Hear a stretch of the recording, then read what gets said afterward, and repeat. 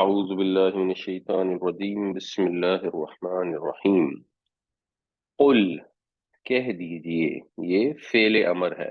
قالا اس نے کہا، یقول وہ کہتا ہے، قل تو کہہ دیجئے، یا ایہا الناس اے لوگو۔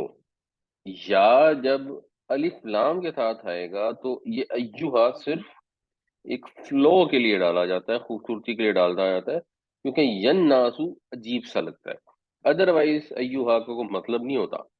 اور بعض اوقات کیا ہوتا ہے کہ یہ یا محذوف ہو جاتا ہے اور صرف ایوہ الناس، جیسے اگر آپ حج کا خطبہ پڑھیں تو اس میں اکثر وہ ایوہ الناس کہہ رہے ہوتے ہیں امام صاحب۔ اے لوگو، اب یہاں الناس سے مراد ہے سب لوگوں، اے تمام لوگوں۔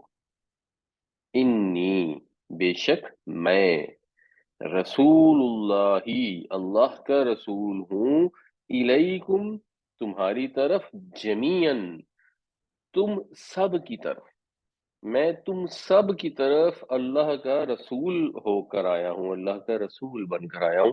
پچھلی آیت میں یہ ذکر تھا کہ وہ لوگ اپنی کتابوں میں پاتے ہیں اس نبی امی رسول کو، تو پھر اس کی تعظیم کریں گے، مکمل مشن میں اس کا ساتھ دیں گے، انہی لوگوں کے لیے پھر اللہ تعالیٰ کی رضا ہوگی۔ یہاں اسی بات کو کہا جا رہا ہے کہ میں صرف بنی اسماعیل کی طرف رسول بن کے نہیں آیا۔ یہ نبی کریم صلی اللہ علیہ وسلم کی خاص بات اس لحاظ سے بھی ہے کہ اپیرنٹلی حضرت ابراہیم تو شاید زیادہ لوگوں کے لیے رسول بن کر آئے تھے، حضرت موسیٰ علیہ السلام ایک لحاظ سے، ایک اینگل سے فرعون کی قوم کے لیے بھی رسول تھے، مگر بنیادی طور پر بنی اسرائیل میں جو بھی انبیاء تشریف لاتے رہے وہ صرف بنی اسرائیل کے لیے تھے۔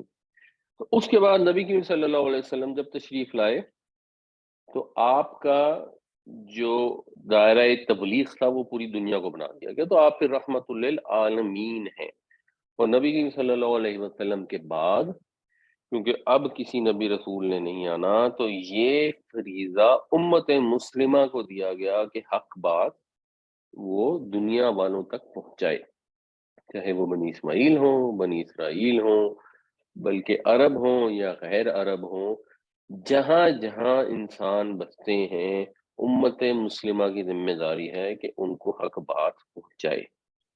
ہمارے یہاں پرابلم یہ ہے کہ ہم اپنے ہمسائے کے ساتھ بھی حق بات کرتے ہوئے ڈرتے ہیں۔ یہ انشاءاللہ اگر موقع ملا تو آج کی کلاس میں آیت 164 آئی تو اس میں ہم ڈیٹیل سے ڈسکس کریں گے۔ لہو ملک السماوات والارض، یہ ہے اب اس رسول کی حیثیت، مرتبہ، مقام، کہ وہ رسول کون ہے۔ وہ ایسے ہی کسی نے نہیں کہا کہ جائیں جی میرا پیغام لے جائیں ذرا، جیسے ہم اپنا کوئی میسج بھیج دیتے ہیں کسی کو کہ ذرا میرا پیغام لے جائیں، ان سے بات کریں۔ تو دنیا کی بڑی سے بڑی ہستی بھی اگر یہ کام کر رہی ہے تو اس کی کیا حیثیت، یہ اس کی طرف سے آیا ہے رسول جس کے پاس آسمانوں اور زمین کی بادشاہی ہے، یہ خالق کائنات کا رسول ہے، یہ ہے مرتبہ، یہ منصب ہے جس پہ نبی کریم صلی اللہ علیہ وسلم فائز کیے گئے۔ وہ کیسا رب ہے، لا الہ الا ہو، جس کے سوا کوئی معبود ہے ہی نہیں۔ وہ یحیی و یمیت، وہی تو ہے جو زندہ کرتا ہے اور وہی ہے جو مارتا ہے۔ جب زندہ بھی کرنے کی حیثیت، استطاعت، طاقت صرف اسے ایک ہستی کے پاس ہے، جب مارنے کی طاقت صرف اسے ایک ہستی کے پاس ہے، تو یہ لوگ جو جھوٹے خداؤں کو مانتے ہیں، جھوٹے علماء کو مانتے ہیں، اپنی خواہش نفس کو مانتے ہیں، وہ جب اس کے حضور مرنے کے بعد دوبارہ زندہ کیے جائیں گے تو کیا جواب دیں گے؟ قل یا ایہا الناس انی رسول اللہ الیکم جمیعا۔ اچھا اب یہاں ایشو ہے، یہ جمیعا تو بالکل درست ہے، اب آگے آپ نے اس کو جوڑنا ہے، یہاں پہ there is a problem۔ اس کو آپ سمجھیں اگر، کیونکہ یہ عربی قرآنوں میں یہ نہیں ہوتا۔ اس جمیعن کو ہم ذرا کھول کر لکھ لیتے ہیں، اگر کھول کے لکھیں گے تو یہ بنے گا جمیعن، اس طرح، یعنی یہاں پر ایک جزم ہے، اور آگے آپ نے اب اللہ سے جوڑنا ہے۔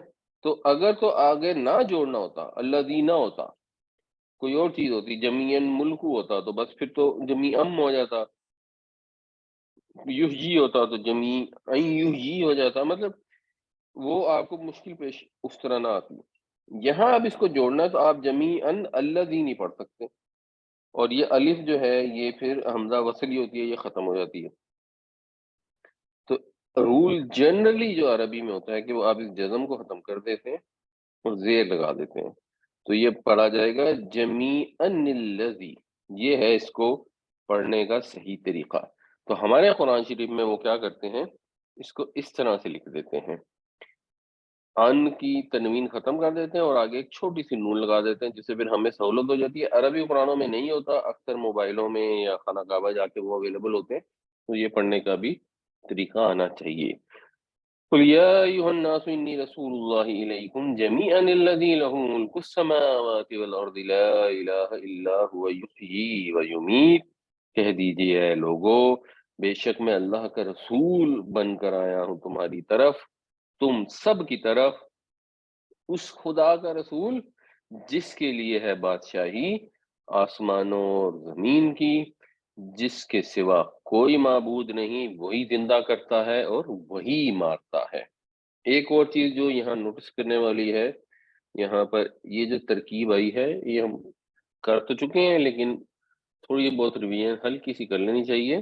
رسول اللہ جو ہے یہ مرکب اضافی ہے، عربی میں یہ الٹا لکھا جاتا ہے، اردو میں اس کا ترجمہ ہوتا ہے اللہ کا رسول، یہ اردو کا سٹائل ہے۔ اس میں جو نشانی ہوتی ہے اسے پتہ لگتا ہے کہ جو پہلا پارٹ ہے مضاف، اس کے اوپر الف لام نہیں ہوتی مگر تنوین پھر بھی نہیں ہوتی، الف لام تو خیر آ ہی نہیں سکتی، لیکن اس میں تنوین نہیں ہوتی، اس سے ہمیں آئیڈیا ہو جاتا ہے۔ دوسرا جو پارٹ ہے مضاف الیہ وہ جر میں چلا جاتا ہے، اگر سنگولر ہے مثلا تو اس میں یہ زیر آ گئی، تو رسول اللہ ہی۔ اسی طرح ملکو میں نہ الف لام ہے نہ تنوین ہے، اور السماوات جو ہے یہ جر میں ہے، آگے پھر ارض بھی جر میں ہے، تو پھر اس کا مطلب یہ ہے کہ آسمانوں کی بادشاہی اور زمینوں کی بادشاہی۔ فآمنوا باللہ ورسولہ، بے جو ہے یہ آمنہ کا پریپوزیشن ہے، تو پس ایمان لاؤ اللہ پر اور اس کے رسول پر۔ اب یہ رسول ہی بھی جو ہے نا یہ بھی جر میں، تو اس میں الرسول ہی نہیں ہوگا، والرسول ہی نہیں ہوگا، کیونکہ آگے مرکب اضافی کی یہ ضمیر آ گئی، اور اس کے رسول پر کون، یہاں پہ الف لام ہے کیونکہ اب یہ اس کا بدل ہو کے آ رہا ہے، یا اس کی صفت کے طور پہ آ رہا ہے، النبی الامی، یہ لام کیونکہ جر میں ہے اس بے کی وجہ، باللہ و برسولہ، اور اسی کی وجہ سے آگے بھی پھر دیر آئے گی، النبی الامی، وہ رسول جو نبی امی ہے، یہ ہم پچھلی کلاس میں ڈیٹیل سے ڈسکس کر چکے ہیں، الذی یؤمن باللہ، وہ جو ایمان رکھتا ہے اللہ پر، یعنی خود نبی کریم صلی اللہ علیہ وسلم اللہ پر ایمان رکھتے ہیں، اپنی طرف سے کوئی گھڑ کے چیزیں نہیں سنا رہے، وہ جس خدا کی بات کر رہے ہیں، جو چیزیں ماننے کے لیے کہہ رہے ہیں، وہ سب سے بڑھ کر سب سے پہلے خود ان کو مانتے ہیں، وَكَلِمَاتِهِ، اور اس کے کلمات پر، وَاتَّبِعُوهُ، اور اس کی پیروی کرو۔ یہ بات بھی پچھلی آیت میں بھی تھی، اس رسول کی پیروی کرو، یہ اسلام کا مسلمانوں سے، تمام انسانوں سے زیادہ مطالبہ ہے۔ پیروی اللہ کی ہو نہیں سکتی، پیروی کا مطلب ہوتا ہے کہ جیسے کوئی کر رہا ہے آپ بھی ویسے کریں۔ نبی کریم صلی اللہ علیہ وسلم اگر ہر کھانے کے بعد مسواک کر لیتے تو آپ بھی مسواک کریں گے نا، یہ قرآنی حکم کی اور ریکمنڈیشن کی پیروی ہے یہ، لیکن زیادہ سے زیادہ مطالبہ ہے میکسیمم، جو کم سے کم مطالبہ ہے وہ ہے اطاعت کا، اطیعوا اللہ و اطیعوا الرسول، اور اطیعوا الرسول کا مطلب بیسیکلی اللہ کی ہی اطاعت ہے، کیونکہ رسول صلی اللہ علیہ وسلم جو بھی بتاتے ہیں وہ اللہ ہی کی طرف سے بتاتے ہیں، تو رسول کی پیروی کرنا انتہائی فائدہ مند ہے۔ کیوں؟ اس سے کیا فائدہ ہوگا؟ لعلکم تہتدون، تاکہ تم ہدایت پا جاؤ گے۔ یہ ہدا یا ہدی ہوتا ہے کسی کو راستہ بتانا، اس سے بھی جو باب افتعال ہوتا ہے نا، اہتدا، اس میں یہ چیز شامل ہوتی ہے کہ انسان ذرا ایفرٹ کر کے اپنے اختیار سے اپنی مرضی سے کوئی رہنمائی حاصل کرے۔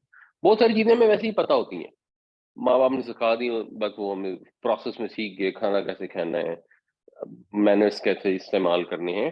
کچھ چیزیں جس کے لیے ایفرٹ کی جائے نا، اس کے لیے ایکچولی لفظ آتا ہے۔ تو اس میں یہ انڈرسٹوڈ ہے کہ یوں نہیں ہے کہ اللہ تعالیٰ نے بس کسی کو رینڈملی ہدایت دے دی اور کسی کو رینڈملی گمراہی دے دی۔ انسان نے اپنی ایفرٹ کرنی ہے اور ہدایت حاصل کرنی ہے۔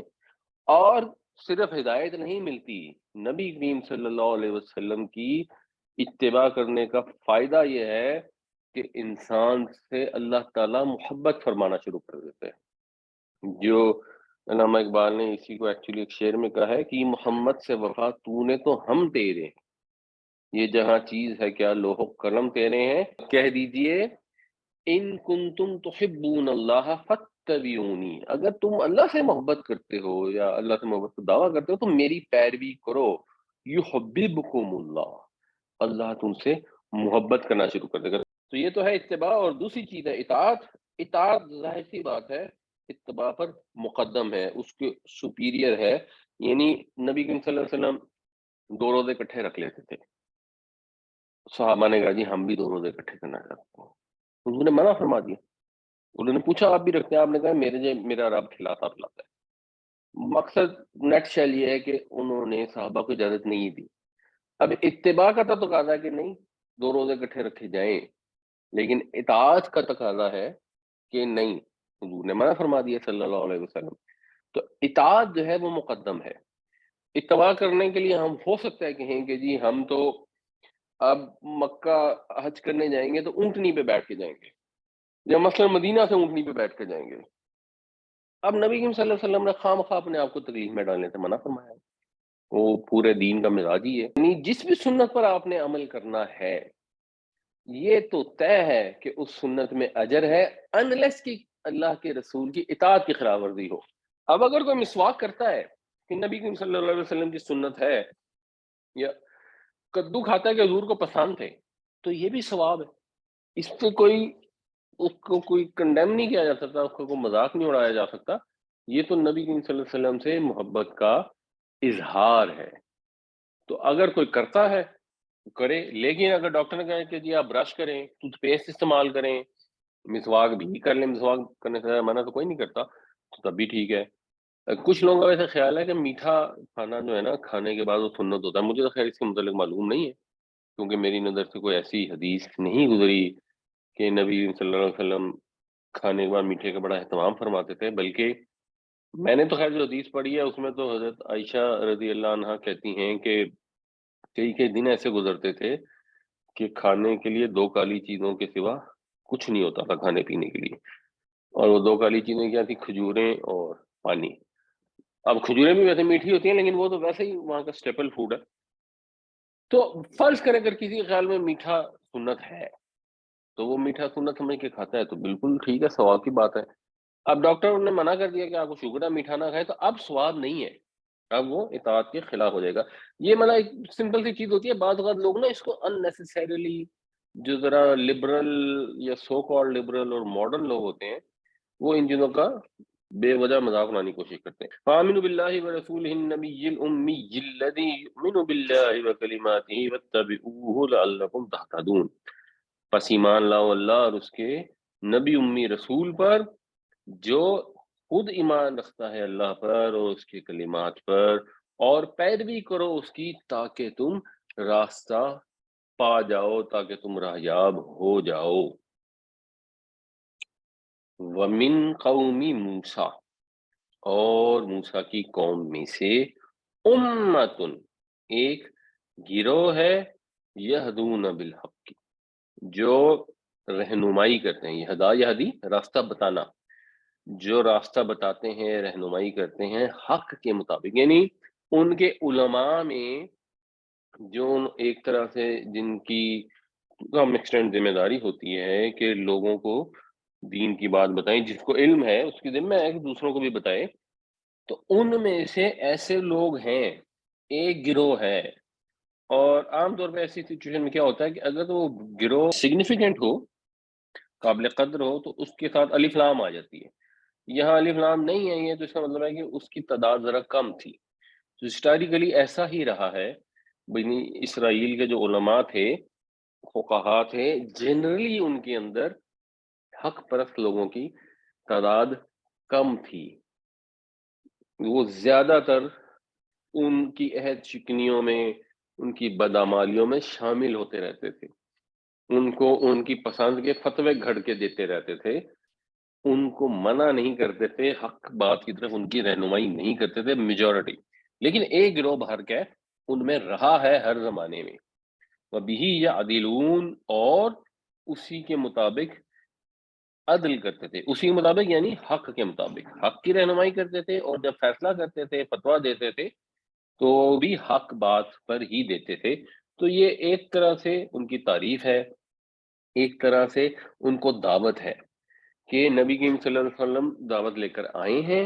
تو جو ان میں سے حق پرست لوگ ہوں گے، جو صالح ہوں گے، ان کے اوپر اثر ہوگا، اور وہ نبی امی پر ایمان لائیں گے. اس کی ساری تفصیلات تو وہ اپنی کتابوں میں پڑھتے چلے آئے ہیں. ان کا ذکر علماء کا تو خاص کیا گیا کیونکہ وہی پڑھتے تھے، باقی لوگ تو تورات کو پڑھتے ہی نہیں تھے.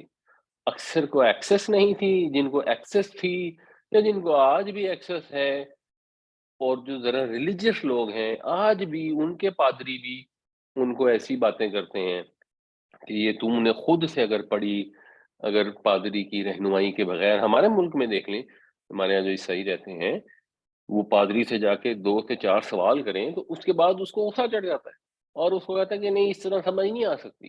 انہوں نے بھی اپنے بے شمار علوم بنائے ہیں کہ پہلے تمہیں بھی اتنے علوم حاصل کرنے پڑیں گے، پھر تمہیں بائبل سے رہنمائی ملے گی. ان کی تو مجبوری ہے، کیونکہ ان کی کتاب میں ہے کانٹرڈکشنز، اس میں تو ہو گئی تحریف. تو انہوں نے تو یہی کہنا ہے.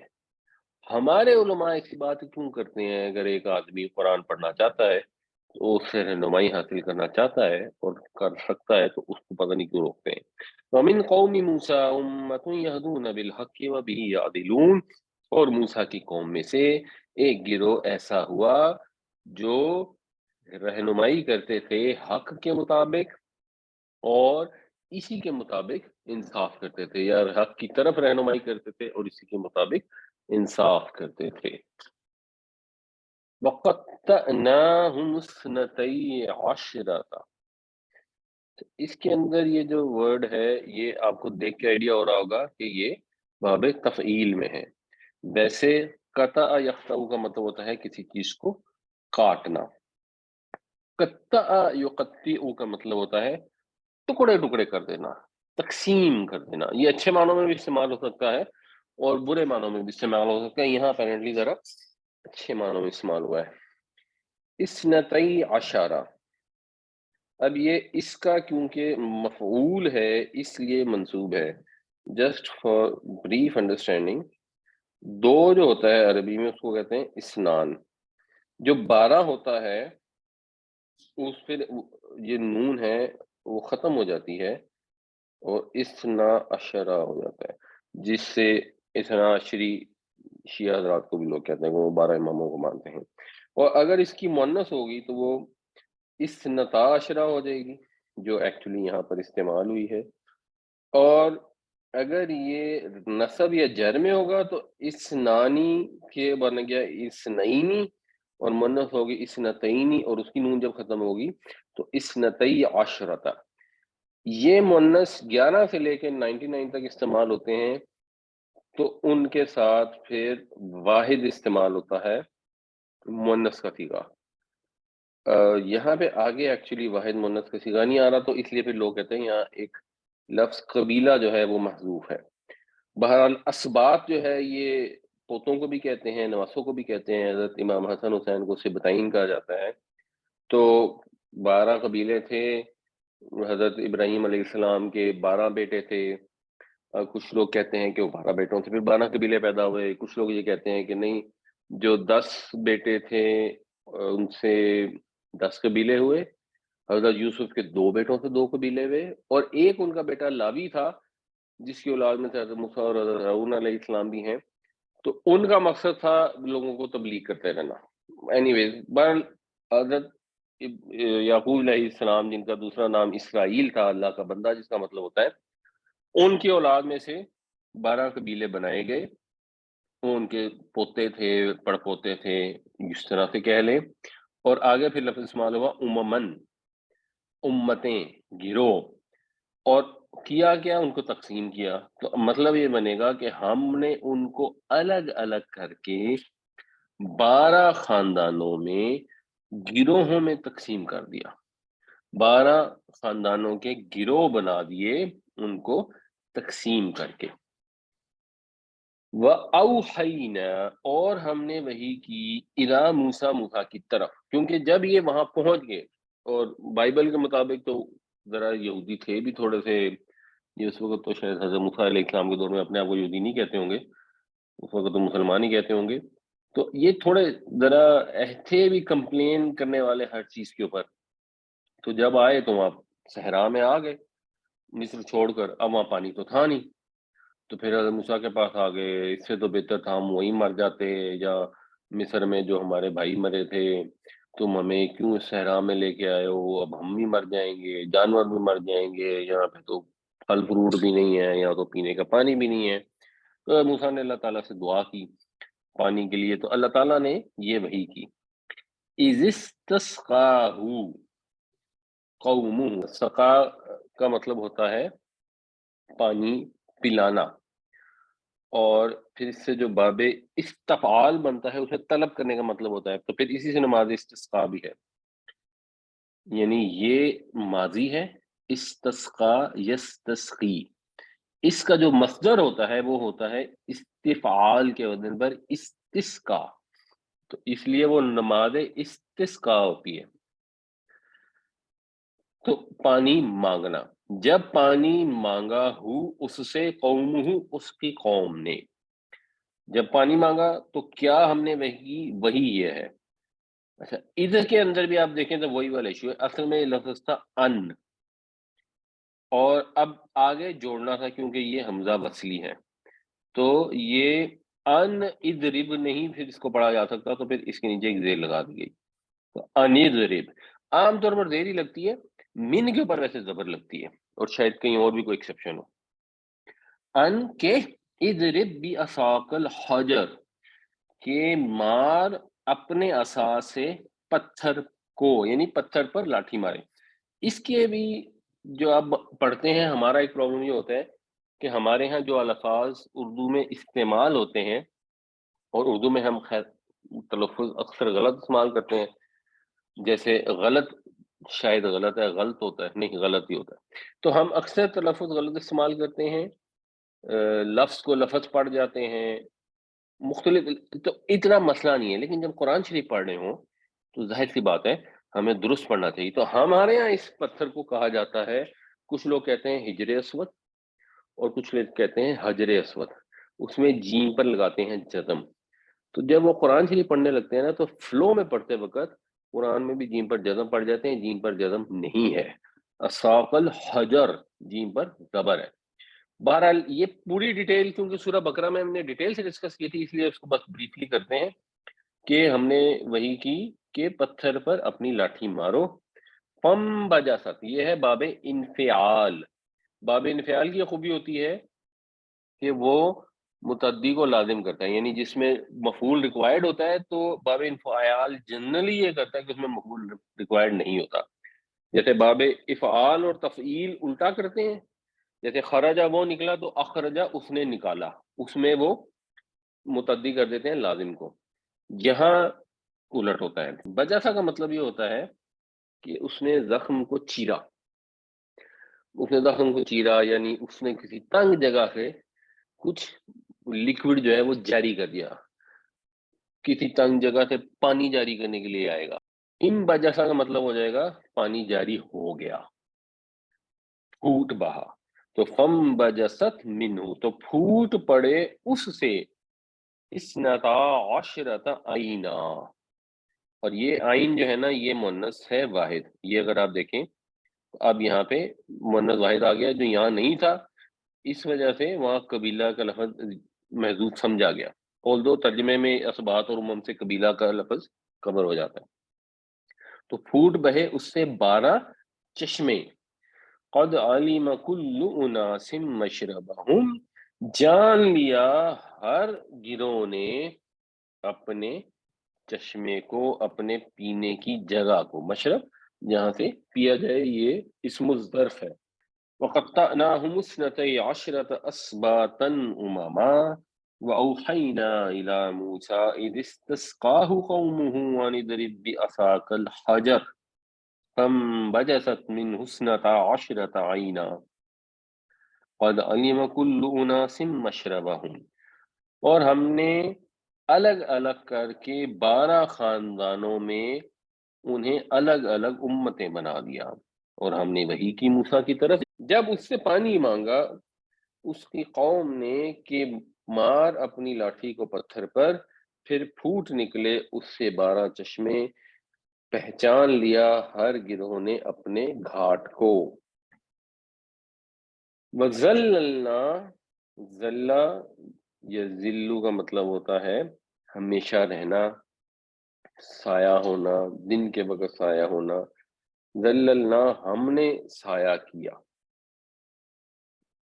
علیہم ان کے اوپر، الغمامہ، غم بھی ویسے چھانے والی چیز کو کہتے ہیں اور بادل کو بھی کہتے ہیں. تو ہم نے ان پر سایہ کر دیا بادل کا. وَأَنزَلْنَا عَلَيْهِمُ الْمَنَّ وَالسَّلْوَىٰ، اور نازل کیا ہم نے ان کے اوپر من و سلوہ. اس کی بھی ہم ڈیٹیل ڈسکشن کر چکے ہیں.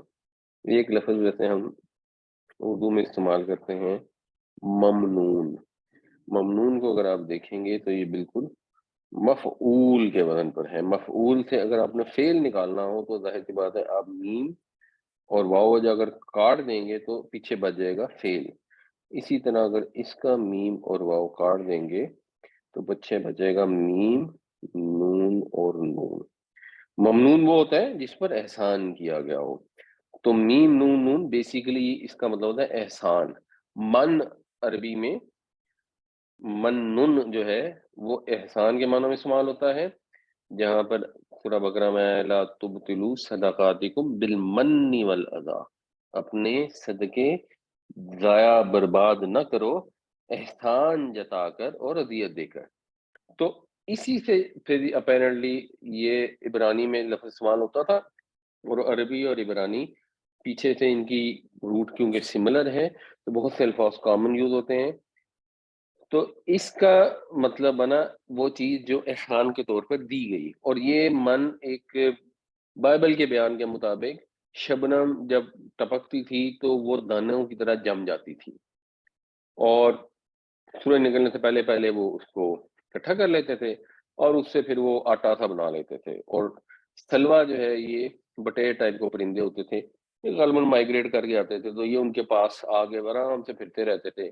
اور بٹیر کو بھی شکار کرنا ذرا آسان ہوتا ہے تو اس کو بھی بہت آرام سے وہ شکار کر لیتے. نہیں، یہ اللہ تعالیٰ کی نعمتیں تھیں کہ پانی بھی دے دیا، بادل بھی دے دیے جس سے سایہ ہو گیا، ورنہ وہ اتنا ویران لکودک بیابان ہے.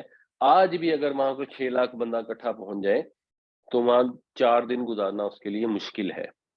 بنی اسرائیل کی اپیرنٹلی 5-6 لاکھ کی یہ تھی تعداد، جو اس بیابان میں کتنے ہی سال بھٹکتے رہے، اپنی وجہ سے بھٹکتے رہے، مگر وہاں پر ان کو یہ اللہ تعالیٰ نے نعمتیں بہم پہنچائیں. کُلُوا مِن طیبات ما رزقناکم، کھاؤ پاکیزہ چیزوں میں سے جو ہم نے تمہیں عطا کی، جو ہم نے بطور رزق تمہیں دیں. ظاہر سی بات ہے جو بھی نعمت ملی ہے وہ اللہ کی طرف سے ملی ہے، ہمارا اپنا کمال ہے نہیں. یہ انسان کو جتنی زیادہ کلیئرٹی ہو اور جتنی جلدی ہو اتنا اس کے حق میں بہتر ہے. اب ہماری دی ہوئی نعمتوں سے کھاؤ، انڈرسٹوڈ کیا ہے؟ پھر ان کی قدردانی کرو، پھر شکر گزاری کرو. یہ انسان سے انڈرسٹوڈ ہے کہ ایک خالق ہے جس نے تمہیں دیکھنے کو، کھانے کو، سمجھنے کو، بولنے کو، سننے کو نعمتیں عطا فرمائی، اعضاء عطا فرمائے. اسی کی ہوا میں سانس لیتے ہو، اسی کا بنایا ہوا پانی پیتے ہو، اسی کی پیدا کی ہوئی چیزوں سے کھاتے ہو. تو کیسے ہو سکتا ہے کہ اس کا حکم آئے تو اس کی نافرمانی کر دو؟ اس کی کوئی نعمت استعمال کرو تو اس کا شکر نہ ادا کرو. اسی لیے ہمارے نبی پاک صلی اللہ علیہ وسلم نے ہمیں یہ دعا سکھائی. جب ہم کھانا کھا لیں تو یہ دعا پڑھنی چاہیے، بلکہ کوشش کریں بے شک تھوڑی سی آواز کے ساتھ پڑھ لیں تاکہ سب کو احساس ہو. الحمد للہ الذی اطعمنا وسقانا وجعلنا من المسلمین. سب تعریف، سب شکر اس اللہ کا ہے جس نے ہمیں کھلایا اور جس نے ہمیں پلایا اور جس نے ہمیں مسلمان بنایا. تو مسلمان بنانے میں بھی جو مہربانی ہے، جو کرم ہے، وہ ہمارے رب کا ہے.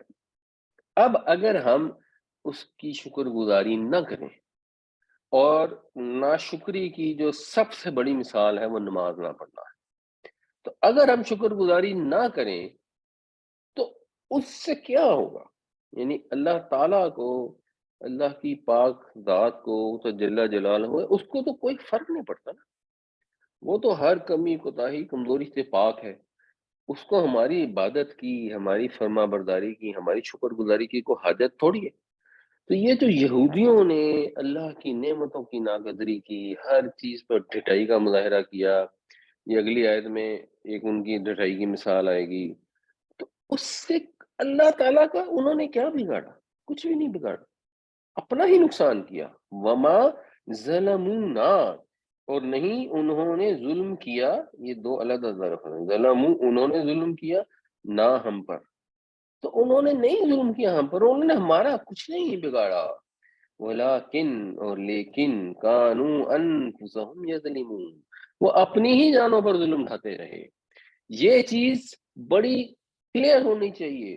جب انسان اکڑ میں ہوتا ہے، جب انسان نافرمانی کر رہا ہوتا ہے، جب انسان ناشکری کر رہا ہوتا ہے، جب مؤذن بلاتا ہے کہ آؤ نماز کی طرف، حی علی الصلاۃ، اور ہم کہتے ہیں بھئی ہم نے نہیں جانا، تو ہم نے نہیں جانا سے کیا ہوگا؟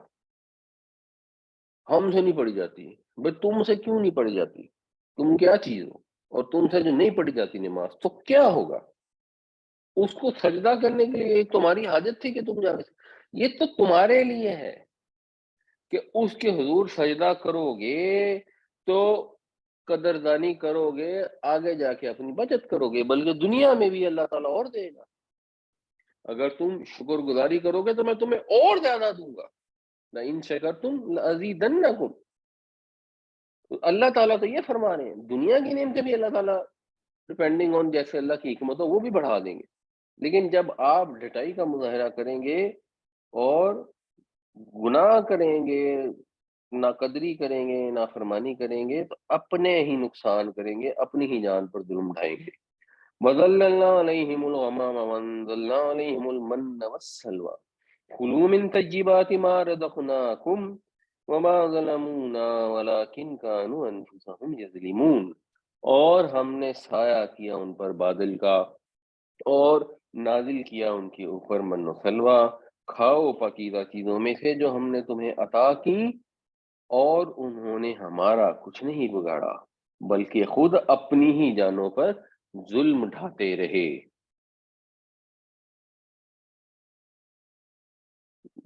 طیبات کہیں، طیب کا مطلب ہوتا ہے پاکیزہ چیز. تو وہ چیزیں جو ہمیں کھانے پینے کی اجازت ہے وہ پاکیزہ ہیں. مثال کے طور پہ جو خنزیر ہے وہ نہیں ہم کھا سکتے، وہ خبیث ہے، اس لیے اس کو کھانے کی اجازت نہیں ہے. جو خون ہے وہ پاکیزہ نہیں ہے. جب ہم بکری میں سے اس کا بہنے والا خون نکال دیتے ہیں تو وہ پاکیزہ ہو جاتا ہے. تو جو بھی پاکیزہ چیزیں ہیں وہ ہمیں کھانے کی اجازت ہے، اس میں اسراف نہیں کرنا چاہیے. باقی اللہ کی نعمتیں جو کھائیں، جن چیزوں سے اللہ نے منع کیا وہ خبیث ہیں، چاہے وہ فزیکلی خبیث ہیں جیسے مثلا پورک ہے، چاہے وہ روحانی طور پر خبیث ہے. مثال کے طور پر اگر کسی ہندو کے گھر سے پرساد آیا ہے جو وہ اپنے بت پر سے وار کر لائے ہیں، اور اس میں سیب اور لڈو ہیں، تو سیب اور لڈو میں فزیکل تو کوئی خباثت نہیں، اس میں روحانی خباثت شامل ہو جاتی ہے، تو وہ بھی نہیں کھا سکتے، فزیکل خبیث چیزیں بھی نہیں کھا سکتے. باقی جو اللہ تعالیٰ نے بے شمار لاکھوں کی تعداد میں جائز قسم کی چیزیں بنائی ہیں، ان کو آپ استعمال کر سکتے ہیں. اللہ کی طرف سے کھلی چھٹی ہے. بس جو بھی اللہ نے نعمتیں دی ہیں ان میں کنجوسی بھی نہیں آنی چاہیے اور ان میں اسراف بھی نہیں ہونا چاہیے۔ وَإِذْ قِيلَ لَهُمْ، اس کا مطلب ہوتا ہے یاد کرو جب، اور یاد کرو جب کہا گیا لہم ان سے، اسکنو مسکن اختیار کرو، سکونت اختیار کرو، ہذہ القریہ اس بستی میں۔ اپیرنٹلی انہوں نے کہا جی ہم من و سلوا کھا کے تنگ آ گئے ہیں، سورہ بقرہ میں اس کا بھی ذکر آتا ہے، تو ہمیں آپ گندم اور یہ اس طرح کی چیزیں چاہیے، پیاز اور ککڑی اور وغیرہ وغیرہ۔ تو پھر ایک تو اس وقت ان سے اظہار ناراضگی بھی کیا گیا اور ان کو کہا اچھا ٹھیک ہے اس بستی میں چلے جاؤ۔ اب یہ کون سی بستی تھی، اس کی کوئی پراپر تحقیق نہیں ہے۔ وَكُلُوا مِنْهَا اور کھاؤ اس میں سے، حیث شئتم جیسے تم چاہو، جہاں سے تم چاہو، مطلب جو تمہاری من پسند چیزیں ہیں اب وہ یہاں سے کھا لو۔ وَقُولُوا حِطَّةٌ اور کہو حِطَّةٌ، حِطَّةٌ کا عام طور پہ لوگوں نے ترجمہ کیا ہے جھاڑنا، ایسے اردو میں ایک لفظ استعمال ہوتا ہے اسی روٹ سے، انحطاط۔ انحطاط کا مطلب ہوتا ہے اوپر سے نیچے اترنا، بٹ ہے توئیں سے جو روٹ بنے گا اس کا مطلب ہوتا ہے اتارنا۔ تو حطت ان سے اپیرنٹلی مطلب یہ بنتا ہے کہ ہمارے گناہوں کو جھاڑ دے، ایک طرح سے کوئی توبہ کا استغفار کا جملہ بنتا ہے۔ تو ان سے یہ کہا گیا کہ جب داخل ہو بستی کے اندر تو استغفار کرتے ہوئے، معافی مانگتے ہوئے داخل ہو۔ وَادْخُلُوا الْبَابَ سُجَّدًا اور دروازے سے داخل ہونا سجدہ کرتے ہوئے۔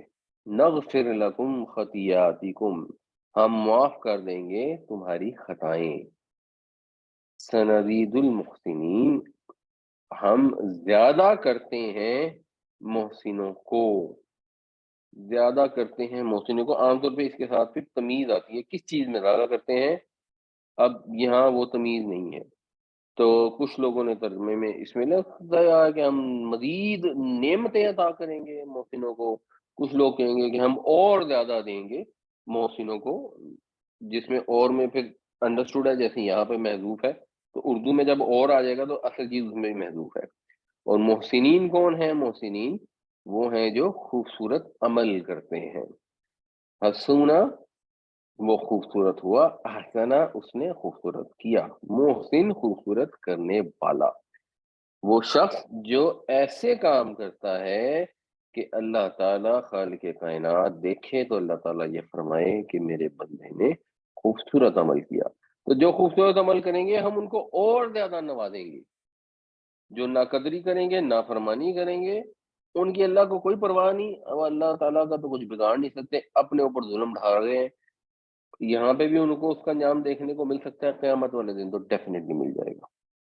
وَإِذْ قِيلَ لَهُمُ اسْكُنُوا هَٰذِهِ الْقَرْيَةَ وَكُلُوا مِنْهَا حَيْثُ شِئْتُمْ وَقُولُوا حِطَّةٌ وَادْخُلُوا الْبَابَ سُجَّدًا نَغْفِرْ لَكُمْ خَطِيئَاتِكُمْ سَنَزِيدُ الْمُحْسِنِينَ اور یاد کرو جب ان سے کہا گیا کہ رہو اس بستی میں اور کھاؤ اس میں سے جہاں سے چاہو، اور حتہ کہتے ہوئے داخل ہونا دروازے میں سر جھکائے ہوئے، ہم معاف کر دیں گے تمہاری خطائیں اور ہم خوبصورت عمل کرنے والوں کو مزید دیں گے۔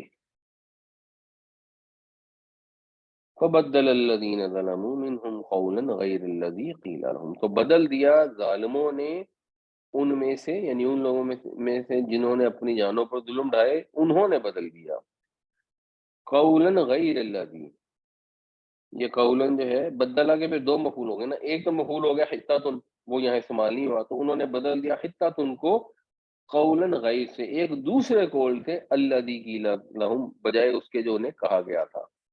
جیسے غیر ملکی ہوتا ہے ایک دوسرے ملک کا، بجائے اس کے کہ آپ کے ملک ہو، تو قولن غیر الذی قیل لہم اس کے بجائے ایک دوسرے قول سے، دوسری بات سے جو ان سے کہی گئی۔ فَأَرْسَلْنَا عَلَيْهِمْ رِجْزًا پس ہم نے ان پر بھیجا رجز، رجز کا مطلب ہوتا ہے زور زور سے ہلنا، کپ کپانا، تو ایسا عذاب جو کپ کپی طاری کر دے اسے رجز کہتے ہیں۔ اسی سے رجز بھی ہے جو سین سے ہوتا ہے، اس کا مطلب بھی گندگی نجاست ہوتی ہے، وہ اس سے بھی طبیعت کے اندر ایک گھبراہٹ سی اور اریٹیشن سی پیدا ہوتی ہے۔ تو بہرحال یہ رجز جو ہے آسمان سے اتارے گئے عذاب کے لیے، من السمائی آسمان سے، یعنی یہ عذاب نارمل نہیں تھا، آسمان سے اتارا گیا تھا، تو اس کے اندر کوئی غضب زیادہ کار فرما ہوگا، بیما کانو یظلمون، اس وجہ سے کہ جو وہ ظلم کرتے تھے۔ اور پھر یہ انڈرسٹوڈ ہے کہاں پہ ظلم کرتے تھے، اپنی جانوں پر ظلم کرتے تھے۔ لوگ کہتے ہیں کہ انہوں نے حتتن کی جگہ حنتتن کہنا شروع کر دیا، جس کا مطلب گندم ہوتا ہے۔ کہا گیا کہ معافی مانگتے ہوئے داخل ہو، تو انہوں نے ڈٹائی کی وجہ سے معافی مانگنے کی بجائے ہنتا ہنتا کہتے ہوئے داخل ہوئے۔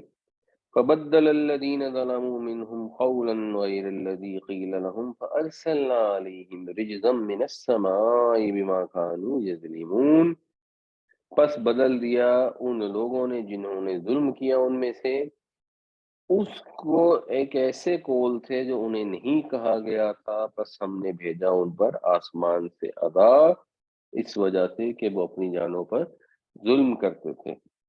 اور یہ ڈیٹیل میں ہم نے سورہ بقرہ میں یہ چیزیں ڈسکس کی ہوئی ہیں، مزید اگر ڈیٹیل اس کی دیکھنا چاہیں تو وہاں سے دیکھ سکتے ہیں۔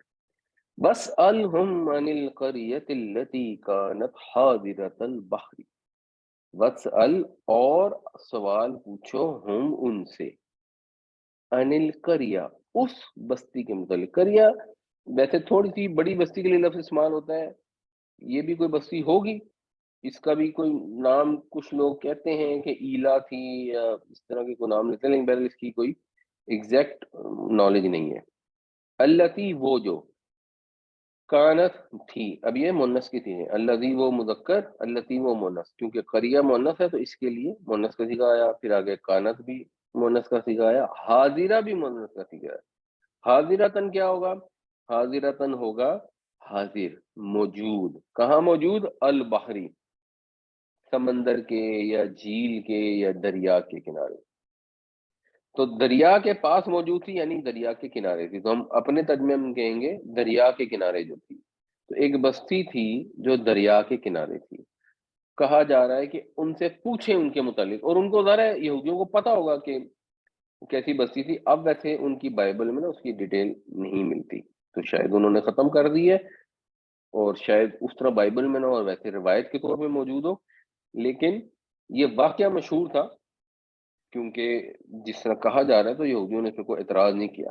از جب، یا ادونا، ادا یا ادو حد سے گزرنا، دشمنی کرنے کے لیے بھی یہ لفظ استعمال ہوتا ہے جس سے ادو ہوتا ہے۔ جب وہ حد سے گزرے پھر سبتی، ہفتے کے دن کے معاملے میں۔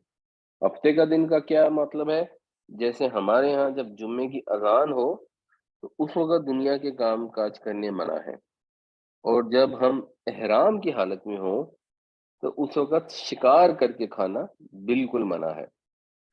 تو ان کے لیے ہفتے کے دن کوئی دنیاوی کام کرنا منع تھا، پورا دن جو ہے انہیں عبادت کرنی تھی، سیر نہیں کر سکتے تھے، شکار نہیں کر سکتے تھے، کام کاج نہیں کر سکتے تھے۔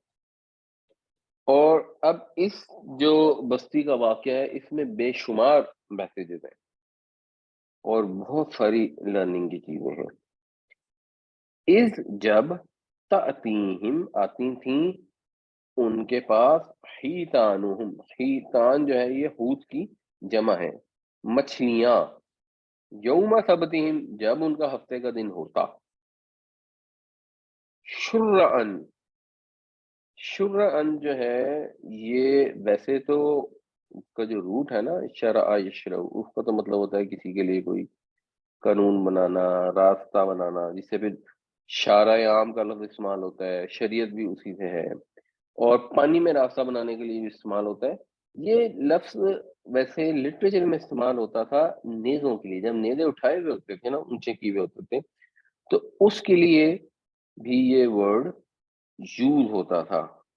اور اگر آپ کبھی دیکھیں تو مثلا جیسے یہ میں نے چیک کیا تو یہ پانی میں سے اچھل کے جب مچھلیاں باہر آتی ہیں منہ اٹھائے ہوئے، تو ون کین سی کہ نیزوں کی طرح باہر نکل رہی ہیں اور کتنی ٹیمپٹنگ ہیں۔ تو اس لیے یہ ورڈ شاید یوز کیا گیا کہ وہ اچھل اچھل کر باہر آتی تھی، وہ منہ اٹھائے باہر نکل آتی تھی ان کی مچھلیاں۔ اللہ تعالیٰ نے جب آزمائش کرنی ہوتی ہے تو بعض اوقات آزمائش سخت فرما دیتے ہیں کہ جس وقت منع کیا گیا تو اس چیز کو زیادہ اٹریکٹیو بنا دیا۔ ہمارے بھی ایسے ہی ہے نا، اللہ تعالیٰ نے جو طیبات ہیں تو بے شمار ہیں، وہ بے شمار طیبات اللہ تعالیٰ نے اجازت دی ہے.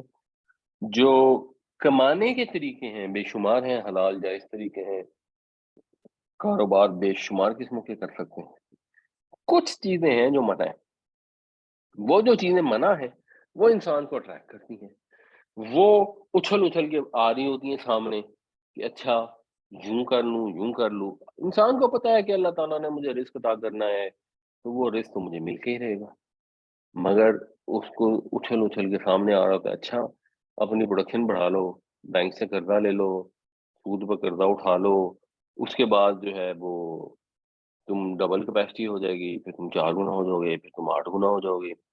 اگر 4 گنا 8 گنا اللہ نے کیپیسٹی آپ کی کرنی ہوگی، آپ کے نصیب میں لکھی ہوگی، تو وہ دے دے گا. اس کے لیے جائز طریقے بھی تو موجود ہے نا، پاکیزہ طریقے تو بے شمار موجود ہیں.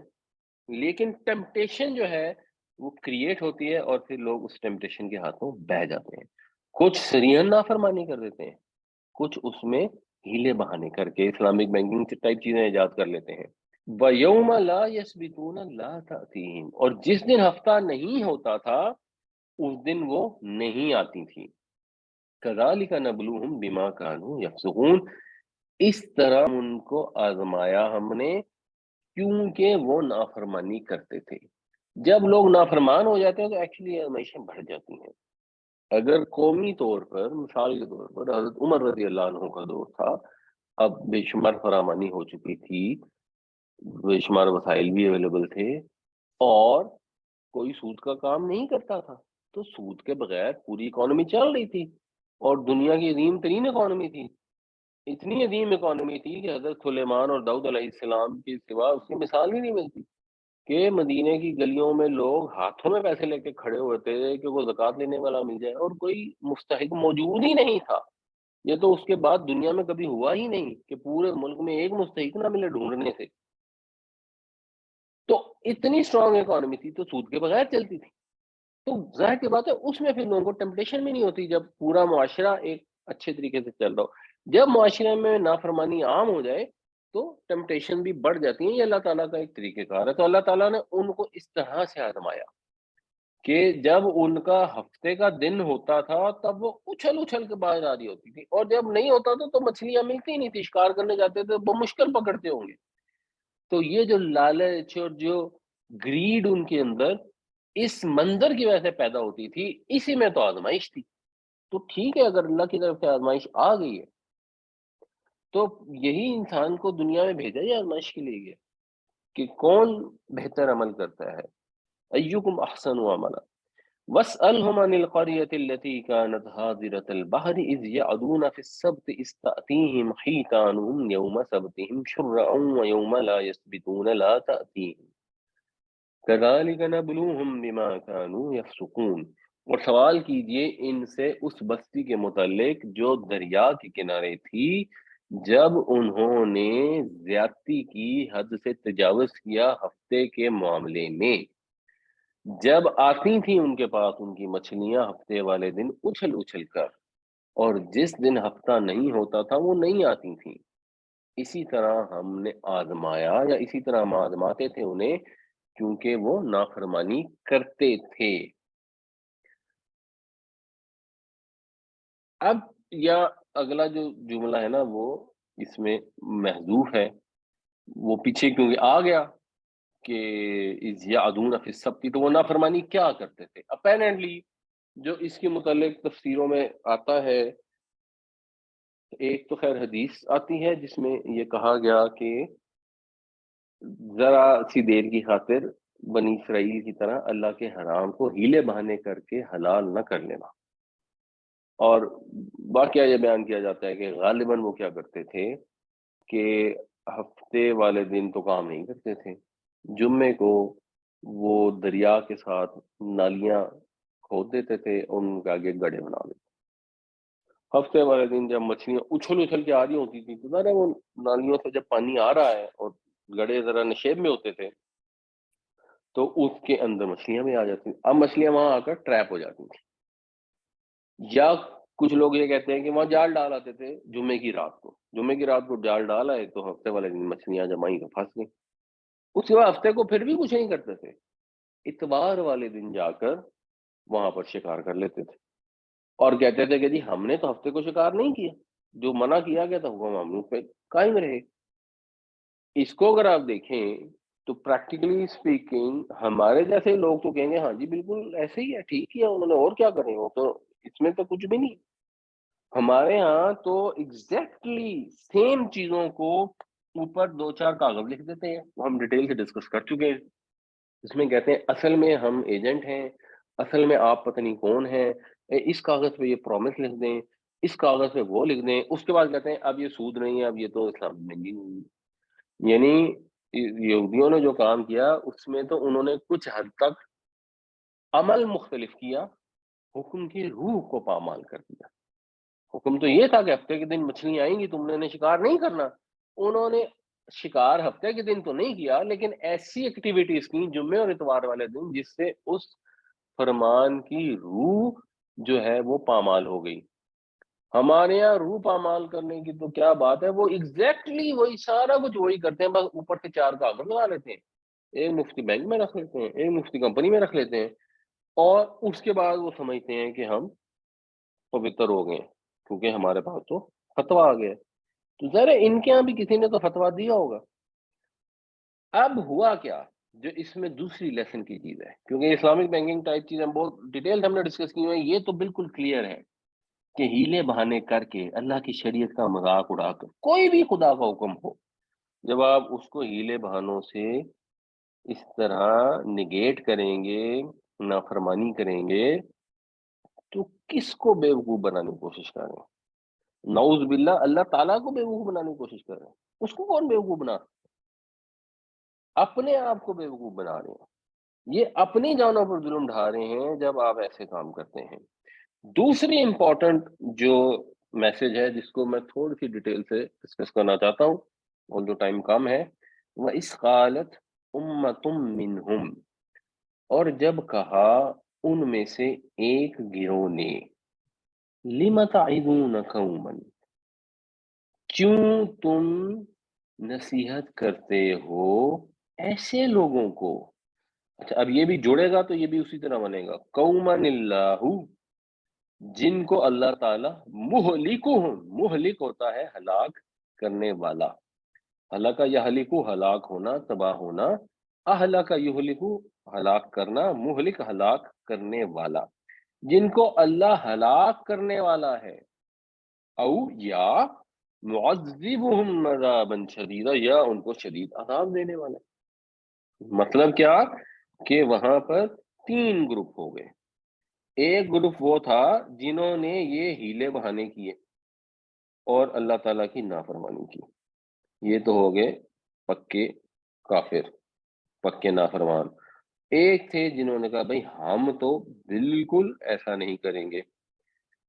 اس کے علاوہ انہوں نے پہلے گروپ کو منع بھی کیا کہ بھائی تم بھی ایسا نہ کرو، ان کو نصیحتیں کرتے ہوئے۔ اور جو دوسرا گروپ تھا وہ انہوں نے خود تو یہ کام نہیں کیا، مگر انہوں نے کہا بھائی اب یہ کرتے ہیں تو جائیں کریں، بلکہ الٹا انہوں نے تیسرے گروپ کو بھی سمجھایا کہ بھائی تم ایسے لوگوں کو نصیحت کیوں کر رہے ہو، اللہ نے ان کو ہلاک کر دینا ہے، ان کو یہ شدید عذاب دے دے گا، تو اب تم اپنا ٹائم ان پہ کیوں ضائع؟ جیسے ہمارے یہاں نہیں بات بات ہوتا، کوئی کسی کو بتا رہا ہوتا ہے کہ جی یہ شادی ہو رہی ہے، اس پہ فضول خرچی نہ کریں، تو لوگ کہتے ہیں بس کر سین نہ کریٹ کر، کچھ نہیں ہوتا، تو ٹھیک ہے تو یہ کیا پڑی ہے، اس کی مرضی ہے، تمہاری صحت پہ کیا فرق پڑتا ہے، وہ جو مرضی کرتا ہے جہنم میں جائے، اپنی قبر میں جائے، اس کو کہنے کی کیا ضرورت ہے، وہ فینڈ ہو جائے گا، اس کی انسلٹ ہو جائے گی فلاں۔ تو اسی طرح ان لوگوں نے بھی کہا کہ بھائی ان کو کہنے کی کیا ضرورت ہے۔ انہوں نے جواب کیا دیا، قالو کہنے لگے معذرتاً الی ربکم، یہ معذرت ہے ہماری، یہ ہم عذر پیش کریں گے، کہاں کریں گے؟ تمہارے رب کے حضور۔ یعنی یہ بھی ہو سکتا تھا کہ معذرتن الی ربنا،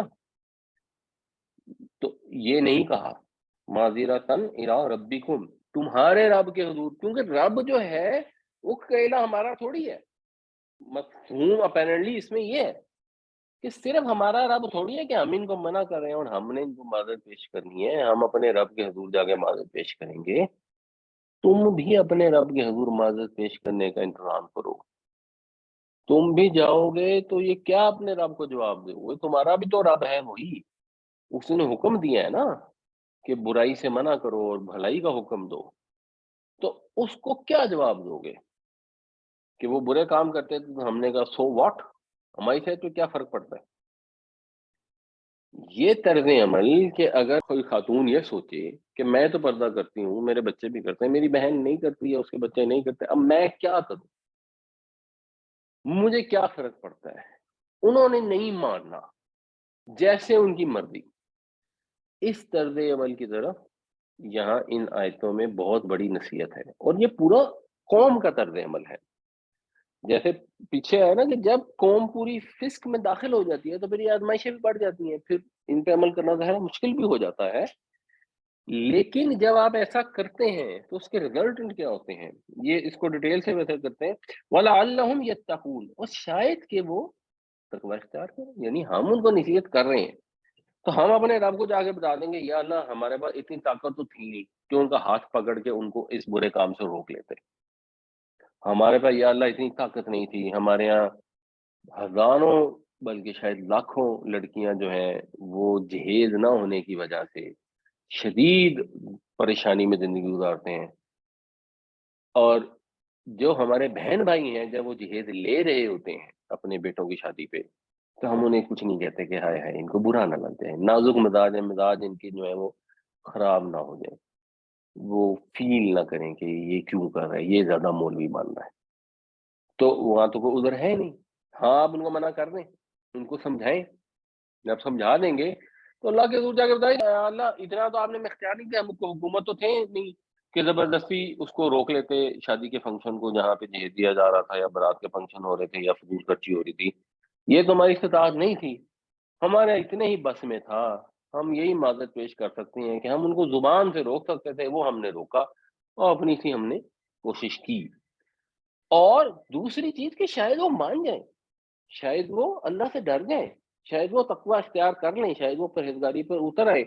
आखिर ये क्यों आप अज़्यूम कर लेते हैं कि ज़रूर अल्लाह उनको हलाक ही करेगा, उनको अज़ाब ही देगा, वो बड़े ही ढीठ है, उन्होंने नहीं मानना। हू नोज़ कि मान जाएँ। ये यहूदी इतने ढीठ हैं जिनकी बात हो रही है, इन यहूदियों में से लोग थे जो मुसलमान हुए। हज़रत अब्दुल्लाह बिन सलाम यहूदी थे, हज़रत सफिया पहले यहूदी थीं। आज के दौर में ये जो कुरान शरीफ की ज़बरदस्त उन्होंने अल्लामा मोहम्मद असद गालिबन उन्होंने जो तफ़सीर वो तर्जुमा किया है अंग्रेज़ी में, वो यहूदी थे। ये एक खातून थी मरियम जमीला, वो यहूदी थीं जो फिर पाकिस्तान में आके रहीं। तो बेशुमार लोग ऐसे होंगे, ठीक है, यहूदियों में तादाद कम होगी बट हमें तो नहीं पता कि वो कौन है। इसको थोड़ा अगर हम समझें, मैं इसका तर्जुमा पहले कर लूँगा। इस क़ालत उम्मतुम मिनहुम लिम तइदून क़ौमन मुहलिकुहुम औ मुअज़्ज़िबुहुम अज़ाबन शदीदा क़ालू मअज़िरतन इला रब्बिकुम व लअल्लहुम यत्तक़ून। और जब कहा एक गिरोह ने उनमें से कि क्यों तुम नसीहत करते हो ऐसे लोगों को जिन्हें अल्लाह या तो हलाक कर देगा या उनको शदीद अज़ाब देगा, तो वो कहने लगे ये माज़रत है हमारी, हमारी अंडरस्टूड है, ये माज़रत है हमारी तरफ से तुम्हारे रब के हुज़ूर, और शायद ये कि ये बच जाएँ, शायद ये अल्लाह के ग़ज़ब से बच सकें। तो जब आपने किसी को समझाना है, तो ये कुछ चीज़ें ज़हन में रखने वाली हैं। एक ये है कि उदउ इला सबीली रब्बिका बिल हिकमति वल मौइज़तिल हसन, अपने रब के रास्ते की तरफ हिकमत और अच्छी नसीहत से बुलाएँ। ये नहीं कि अब आपने मसलन उनको कहना है कि मसलन ये शादी के फंक्शन में फ़िज़ूल खर्ची ना करें, तो जहाँ वो उनके ससुराल वाले आए बैठे हैं, जो समधी आए बैठे हैं, तो वहाँ पे जाके आप हड्डा डाल दें, या सुबह-शाम उनको यही कहते रहें, या उनको ये समझाने के लिए आप आपे से बाहर हो जाएँ, नहीं। हिकमत के तहत मुनासिब औकात पर, मुनासिब तादाद में उनको बता दें, फिर उसके बाद आपकी माज़रत हो जाएगी, फिर आगे उनकी मर्ज़ी।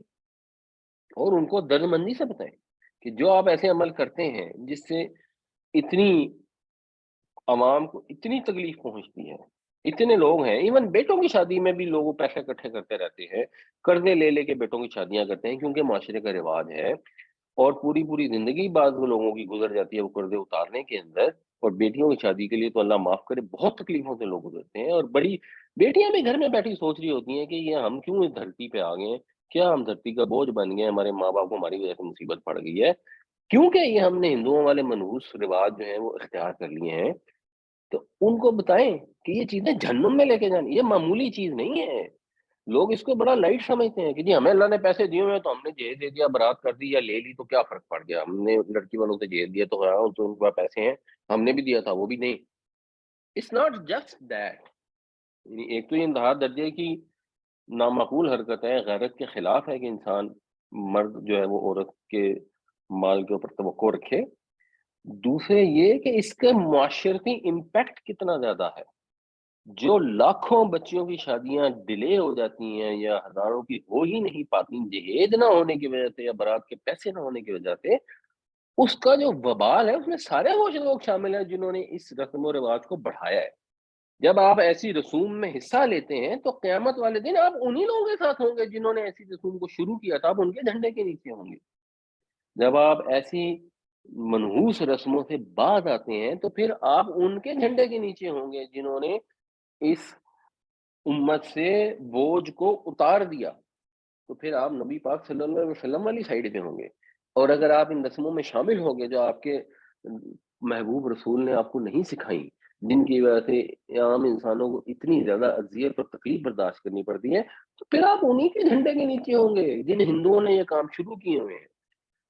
تو یہ چیزیں اپنے بہن بھائیوں کو پیار سے محبت سے ضرور سمجھائیں، وجادلہم باللتی ہی احسن، اور خوبصورت طریقے سے ان کے ساتھ گفتگو کریں، بحث تمیز کریں، اچھے پولائٹ خوبصورت طریقے سے۔ ان ربک هو عالم بمن ضل عن سبیلی، کیونکہ تمہارا رب ہی ہے جو جانتا ہے کہ کون اس کے راستے سے بھٹکا ہوا ہے، وہ هو عالم بالمہتدین، اور وہ جانتا ہے کہ کون راہ ہدایت اختیار کرے گا۔ خود سے گھر بیٹھ کر یہ ایزیوم نہ کر لیں کہ انہوں نے تو ماننا ہی نہیں ہے۔ بھائی انہوں نے ماننا ہے یا نہیں ماننا، آپ کو نہیں معلوم، یہ تو اللہ تعالیٰ کو معلوم ہے۔ تو جب اللہ کو معلوم ہے تو اللہ نے حکم دیا ہے، اور حکم کی فرما برداری بھی کرنی ہے، اور اس میں آپ کو کیا ملے گا۔ یہ ایک لمبی حدیث ہے، مختصراً میں بتا دیتا ہوں کہ جب حضرت علی کو اللہ کے نبی صلی اللہ علیہ وسلم نے جھنڈا عطا کیا خیبر والے دن، جب وہ فتح نہیں ہو رہا تھا، تو آپ کی آنکھوں میں پرابلم تھی، حضور نے آپ کی آنکھوں میں اپنا لعاب ڈالا، وہ ٹھیک ہو گئیں۔ تو پھر جب وہ حضرت علی کو بھیجا تو ان سے کہا کہ تم اپنے رستے پر چلتے جانا یہاں تک کہ تم میدان میں اتر جاؤ، پھر تم انہیں اسلام کی طرف بلانا، دعوت دینا اسلام کے لیے، اور جو اللہ کے حقوق ہیں ان کے ذمے ان کے متعلق انہیں آگاہ کرنا۔ اور پھر آپ نے کیا فرمایا، فواللہ، اللہ کی قسم، اگر اللہ ہدایت دے دے تیرے ذریعے ایک شخص کو، ایک آدمی کو بھی ہدایت مل جائے تمہارے ذریعے، تو یہ تمہارے لیے سرخ اونٹوں سے بہتر ہے۔ کسی کو آپ کے ذریعے ہدایت مل جاتی ہے تو یہ بہت قیمتی چیز ہے۔ اس کا مقابلہ دنیا کی چیزوں سے ہو، دنیا کی چیزوں میں جو سب سے قیمتی چیز اس وقت سمجھی جاتی تھی نا، وہ سرخ اونٹ تھے عربوں کے ہاں۔ تو اس سے کمپیریزن کر کے اللہ کے نبی صلی اللہ علیہ وسلم نے فرمایا کہ تمہاری وجہ سے اگر کسی ایک شخص کو ہدایت ملتی ہے تو یہ سرخ اونٹوں سے بہتر ہے تمہارے لیے۔ تو یہ نہیں ہے کہ اچھا جی مان جائے نہیں مانتے ماننا مانا ان کی مرضی۔ پہلی تو بات ہے اگر تو آپ کے رشتہ دار ہیں، آپ کے جاننے والے ہیں، آپ کے پیار والے ہیں، تو ان سے محبت کا یہ تقاضا ہے۔ اگر آپ کہتے ہیں مانتے مانے نہیں مانتے نہ، تو بے سمجھ آپ کو ان سے محبت ہے ہی نہیں، پھر تو ویسے ہی جھوٹ موٹ ہے۔ اور دوسرے اس میں آپ کا اپنا کتنا فائدہ ہے، اور مزید کیا، یہ معذرت کیوں ہے؟ یہ ابن ماجہ میں ہے کہ بے شک لوگ جب وہ دیکھیں گے برائی کو اور اس کو تبدیل کرنے کی کوشش نہ کریں گے، لوگوں سے باز نہیں رکھیں گے، تو پھر قریب ہے کہ اللہ تعالیٰ ان کو اپنے عذاب میں مبتلا کر۔ یعنی یوں نہیں ہو سکتا کہ معاشرے میں ایک سگنیفیکنٹ تعداد لوگوں کی جو نافرمانی کیے جا رہے ہیں، اور آپ سکون سے ٹانگ پہ ٹانگ رکھ کے بیٹھے ہوں گے جی ہم تو نماز بھی پڑھتے ہیں، ہم تو حج بھی کرتے ہیں، ہم تو زکوٰۃ بھی دیتے ہیں، ہم تو پردہ بھی کرتے ہیں، ہم تو سود بھی نہیں کھاتے، اب وہ جو کرتے ہیں وہ جہنم میں جائیں۔ نہیں، وہ اکیلے جہنم میں نہیں جائیں گے، پھر اللہ تعالیٰ کا جو عذاب ہے وہ آپ کے بھی قریب آ لگا کھڑا ہے۔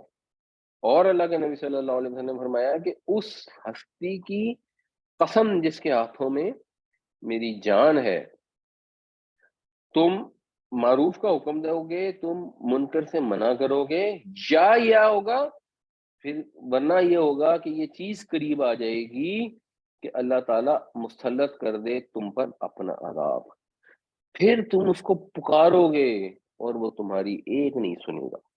ये हमारे मुआशरे में इस वक्त सिचुएशन हो चुकी है कि हम अल्लाह से गिड़गिड़ा गिड़गिड़ा कर दुआएं मांगते हैं, उम्रों पे जाके मांगते हैं, तहज्जुदें भी पढ़नी शुरू हो गए हैं, वहां पे रायमंड में भी जाके लाखों की तादाद में लोग अल्लाह से दुआएं मांगते हैं कि या अल्लाह रहम कर, या अल्लाह करम कर। अल्लाह दुआ कबूल नहीं करता। तो क्यों कबूल नहीं करता? क्योंकि वो उसके पीछे, ये पीछे वाला अमल है। इवन अल्लाह ताला जज़ा अता फरमाए हमारे तबलीगी भाइयों को, ये तन्हाउना अनिल मुनकर का काम तो बिल्कुल नहीं करते।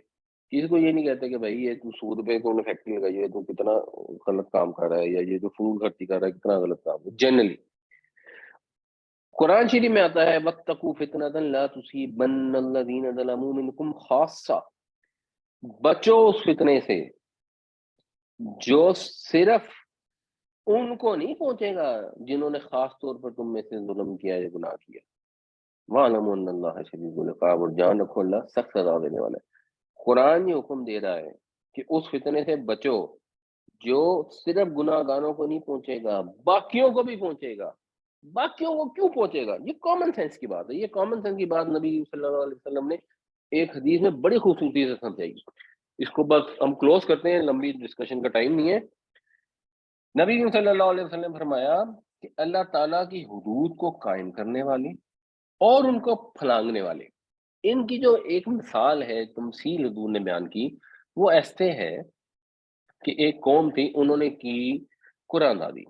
किस चीज की? कि कश्ती के अंदर हमने सफर करना है, तो उन्होंने उसके लिए कुरानदादी की। तो कुछ लोग जो थे उनको तो आ गया ऊपर वाला हिस्सा, जो ऊपर का डेक था, और कुछ लोग पहुंच गए नीचे वाले डेक में। उन्होंने एक दूसरे को डिवाइड कर लिया। अब जो लोग थे नीचे वाले, वो कुछ देर बाद ऊपर आते थे क्योंकि उन्हें पानी चाहिए होता था। जब वो पानी लेके गुजरते थे तो वो जो ऊपर वाले बैठे होते थे, या जो उनका एरिया था ना, वहां पे पानी गिरा देते। जाहिर सी बात है, आप जाएंगे बाल्टी भर के ला रहे हैं तो पानी गिरेगा, किसी बंदे के ऊपर भी गिर सकता है, और फर्श पे तो डेफिनेटली गिरेगा। तो जो ऊपर वाले थे उन्होंने कहा कि भाई ये नहीं हो सकता कि तुम ऊपर चढ़ो फिर हमें अजियत दो, ये कोई तरीका नहीं। This is not something which you can continue. तो जो नीचे वाले थे उन्होंने कहा अच्छा, तो हम फिर ऐसे करते हैं, हम पेंदे में सुराख कर लेते हैं ताकि हम यहाँ से पानी हासिल कर लें। अब अगर वो जो ऊपर के डेक वाले हैं और उन्होंने उनकी ये बात सुनकर समझ ली कि वो पेंदे में सुराख करने जा रहे हैं, तो अगर तो उन्होंने उनके हाथ रोक लिए तो सब के सब बच जाएंगे। और अगर उन्होंने उन्हें उनके हाल पर छोड़ दिया कि हम क्या करें जी, जैसे इनकी मर्जी है, खुद बड़े हैं, समझदार हैं, अब हमने ठेका तो नहीं लेवा रखा, तो सब के सब गर्क हो जाएंगे। जब किश्ती डूबती है तो सिर्फ नीचे का अर्शा नहीं डूबता, ऊपर का अर्शा भी डूबता है। सिर्फ नीचे वाला डेक जो है, या जो भी पोर्शन है, वो नहीं गर्क होगा, सब के सब गर्क होंगे। यही सारी उम्मतों के साथ हुआ। यही वजह थी कि हजरत लूत अलैहिस्सलाम की बीवी, जिनके मुतल्लिक ये मुत्तफिक हैं कि वो खुद उस गुनाह में मुब्तला नहीं थी, मगर नबी की बीवी होने के बावजूद उनको छोड़ के पीछे अजाब का शिकार बनवाया गया। क्योंकि मुआशरा एक चीज में मुब्तला हो जाए, और मुआशरा जब मुब्तला होता है, तो मतलब आज भी के दौर में आप देख लें, बेहयाई की हद होगी। उस वक्त तो ये हजरत लूत अलैहिस्सलाम की कौम थी, बस एक बस्ती थी दुनिया में, इससे पहले लोगों ने सोचा भी नहीं था। आज तो बेहयाई की इंतहा हो गई है। बेहयाई की इंतहा हो के अभी मिसाल के तौर पे अमेरिका के अंदर को 70% लोग थोड़ी है जो इस काम में मुब्तला है, कुछ 40% लोग थोड़ी है जो इस काम में मुब्तला है। और तादाद तो ऐसे ही 5-10% लोगों की होती है, तब भी इतने ही परसेंट लोग होते होंगे, 10-15-20% हो गया। फसादी लोग, शरारती लोग, जालिम लोग किसी भी मुआशरे में 15-20% से ऊपर नहीं होते। जो इस्लाह करने वाले लोग हैं वो 2-4% होते हैं शायद, इससे भी शायद कम होते हैं। जो लोग खामोश होते हैं और दूसरों को भी चुप करा रहे होते हैं, कोई नहीं चुप कर दो, रहने दो, छੱਡ दो, करन दो। ان کی تعداد ہوتی ہے میجورٹی، 70-80%۔ اگر وہ میجورٹی یہ سمجھے کہ یہ پورے معاشرے کو یہ گناہ، یہ عمل، یہ طرز عمل، یہ طریقہ کار، یہ رسم و رواج تباہ کر رہے ہیں، اور اپنے فرض کو پہچانے، تو وہ 5، 10، 15، 20% لوگوں کو کنٹرول کرنا از ناٹ ڈیفیکلٹ۔ لیکن کیونکہ وہ خاموش میجورٹی جو ہے وہ ان کو اگنور کر دیتی ہے، وہ سمجھتی ہے بس ٹھیک ہے، تو آہستہ آہستہ ان کے اندر بھی اس گناہ کے اثرات یا وہ رسوم پیدا ہو جاتی ہیں، اور ان کے اندر وہ جو برائی کو برائی سمجھنے کا احساس ہے وہ ختم ہونا شروع ہو جاتا ہے۔ ابھی آپ 100 سال پیچھے چلیں گے، امریکہ، یورپ، کہیں پہ بھی اس چیز کو لوگ تصور نہیں کر سکتے تھے کہ اوپنلی کوئی کہے کہ میرے اندر یہ برائی اور یہ بدکاری موجود ہے۔ It was not possible to imagine. ایک وقت آیا جب انہوں نے اپنی طرف سے بڑی قربانیاں دے کے اس لعنت کو ایکسیپٹ کروا لیا، اور اس کے بعد لوگوں نے کہا کہ ہاں جی پھر ان کے بھی حقوق ہیں اور پتہ نہیں ان کے کیڑے نفسیاتی مسئلے ہیں۔